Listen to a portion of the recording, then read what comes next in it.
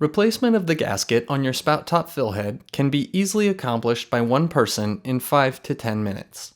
First, loosen the screw on the clamp until it will slide down off the gasket.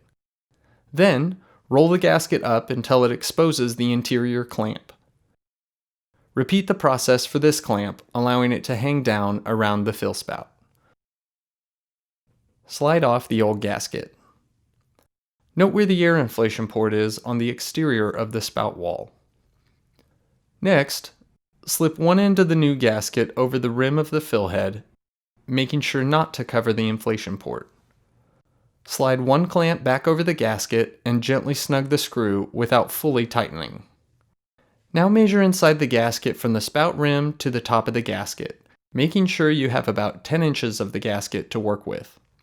Finish tightening the interior clamp, then roll the gasket over the clamp down the outside of the fill head.